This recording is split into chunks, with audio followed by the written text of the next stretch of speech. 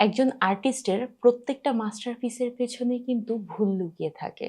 হ্যাঁ, ঠিকই শুনছেন, ভুল লুকিয়ে থাকে। কিন্তু মজার ব্যাপার হলো সেই ভুলগুলোই আমাদের চোখে আঙ্গুল দিয়ে দেখিয়ে দেয় যে একজন মাস্টার কিভাবে একটা পেইন্টিং সৃষ্টি করেছিলেন। এই হিডেন টার্মটার একটা নাম আছে যা ৯৯% মানুষই কিন্তু জানে না। আর সেই টার্মটা হলো পেন্টিমেন্টো। পেন্টিমেন্টো শব্দটা এসেছে ইটালিয়ান শব্দ পেন্টিরসি থেকে, যার অর্থ হলো নিজের সিদ্ধান্ত থেকে ফেরত আসা বা নিজের পূর্ব সিদ্ধান্তটি পরিবর্তন করা। একজন আর্টিস্ট পেইন্টিং করতে গিয়ে একটা সিদ্ধান্ত নিলেন এবং কাজ করতে করতে তার মনে হলো সেই সিদ্ধান্তটা পরিবর্তন করা দরকার বা নতুন কিছু আবার রিস্টার্ট করা দরকার। ঠিক তখনই তিনি আগের ফিগারটা হয়তোবা সরিয়ে দিলেন, কম্পোজিশন চেঞ্জ করলেন কিংবা ফেসের এক্সপ্রেশন চেঞ্জ করলেন অথবা যে কোনো অবজেক্টের প্লেসমেন্ট পরিবর্তন করে ফেললেন। কিন্তু প্রতিটা পেইন্টিং এর মধ্যেই একটা বিষয় থাকে, সেটা হচ্ছে আগের সিদ্ধান্তটার ট্রেস সারা জীবনের জন্য থেকে যায়। এর সবচেয়ে ভালো এক্সাম্পল আমি দিতে পারি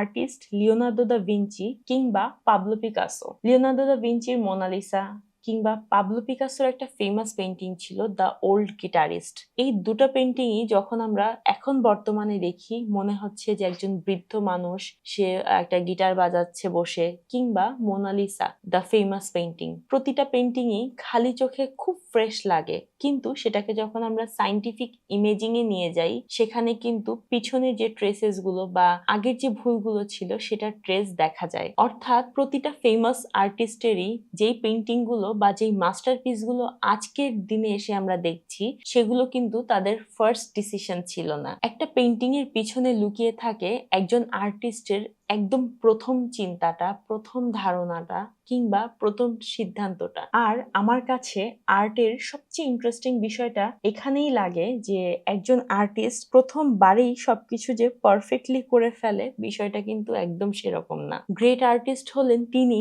যিনি দেখেন, বোঝেন, চিন্তা করেন, একটা ডিসিশন নেন এবং পরবর্তীতে নতুন কিছু সৃষ্টি করার জন্য সেই ডিসিশনটাকে আবার চেঞ্জ করেন।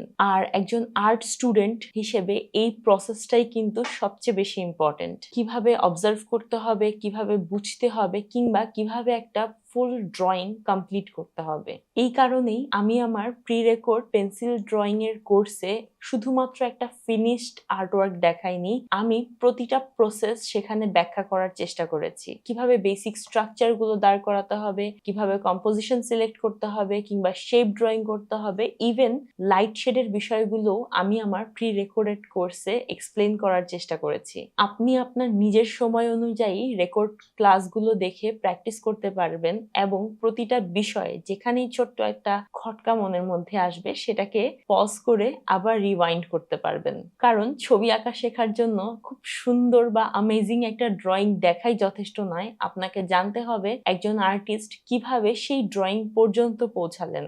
আর সেটাই আমি আমার প্রি রেকর্ডেড কোর্সে দেখানোর চেষ্টা করেছি। এখন আসি পেন্টিমেন্টো আমাদেরকে আসলে কি প্রমাণ দিল। যে কোনো মাস্টারপিসই কখনোই ভুলহীনভাবে তৈরি হয়নি। মাস্টারপিস তৈরি হয় ভুল করার সাহস, সিদ্ধান্ত বদলানোর সাহস এবং একটা পারফেক্ট আইডিয়া খুঁজে না পাওয়া পর্যন্ত প্রচেষ্টা চালিয়ে যাওয়ার মাধ্যমে। তাই পরের বার আপনার কোনো ড্রয়িং ভুল হলে সেটা সাথে সাথে ফেলে দিবেন না, কারণ হতে পারে সেই ড্রয়িংটাই আপনার আর্ট জার্নির একটা গুরুত্বপূর্ণ process. A masterpiece can hide a mistake, but every mistakes can reveal the making of a perfect masterpiece.